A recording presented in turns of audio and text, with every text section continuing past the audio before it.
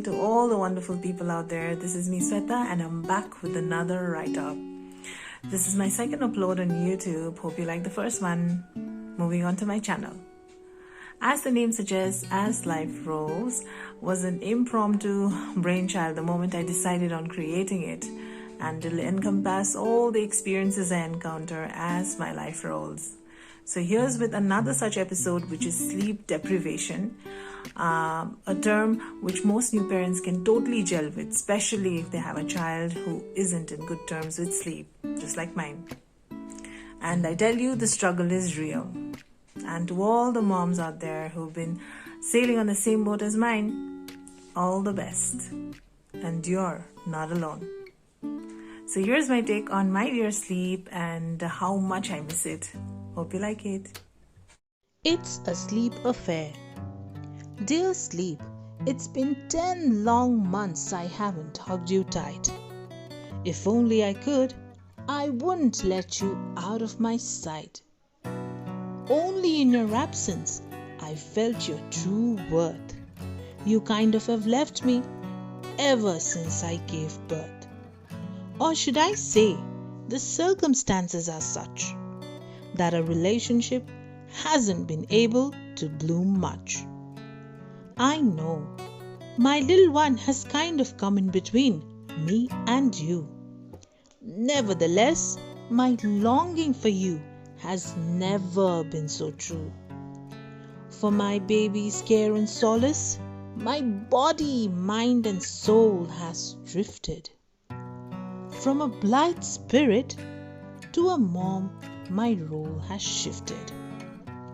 Never had I ever felt so sleep enchanted that I, in a hush, want to drown in the arms of my blanket. You are so precious, but I always took you for granted. A blissful getaway with you, I feel, is all I ever wanted. Those daily 8-hour-long meetings of pleasure, all is but left are soothing memories to treasure. Yes, food, clothing and shelter have always stolen the limelight. You have been a little ignored, and I strongly feel that's not right. Your embrace at night makes the daylight shine bright. Your disenchantment with one makes lethargy ignite. You were my best friend throughout my childhood and teenage. Then slowly the worldly distractions started occupying the center stage. Internet, phone calls, parties and deadlines kept me engaged. I would give them more importance and ignore you instead. Even during the day, you would slowly creep in. Especially during study time, you would always sneak in. I used to be ignorant, and bedtime was always late. And in the morning, you and me would be in an inseparable state. Dreams were something which would visit me seldom. However, now it seems they won't let me shut my eyes with freedom. It has become my enemy, like an intruder. In a rest of hardly few hours, it attacks like an invader. Countless nights I've spent sleepless, mention of which makes me feel so helpless. But with motherhood comes responsibilities, and I know it's my duty. And I'm glad I'm playing the role well with certainty. Yes, visible changes have occurred since then. Still, it's okay. For my child, I can bear the pain. These days, I never seem to miss greeting the aurora, which before was hardly encountered for want of sleep extra. I wake up startled in a snap. It's hard to get even a short sound nap. In spite of everyone's support and care, somehow During the day too, I cannot dare. Too much of deprivation has kind of made me an insomniac.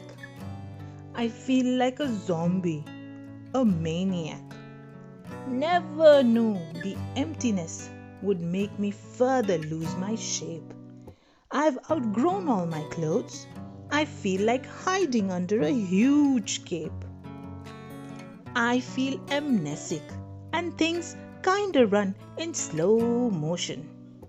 And frustration seems to be my only emotion, turning me into a loiter sack, as vigor and interest is what I desperately lack.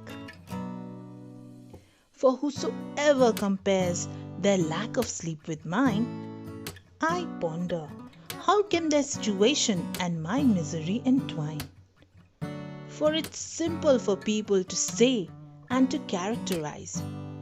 Out of pique, I wish if they could just empathize. This message to you I write in a swadder. I also don't know if at all I've been able to narrate it in order. Eagerly waiting for the day minus all the interruption, when I can engage with you without any disruption. No matter how hard I try, in my eyes you always linger. But slowly the growth of my baby seems like a harbinger.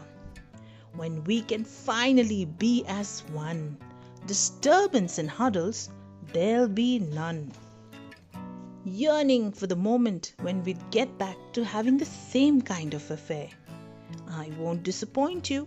I'll cuddle you with the same flair. It's just a phase. This too shall pass. I know it'll take a while. Here I end an episode of a Clinophile.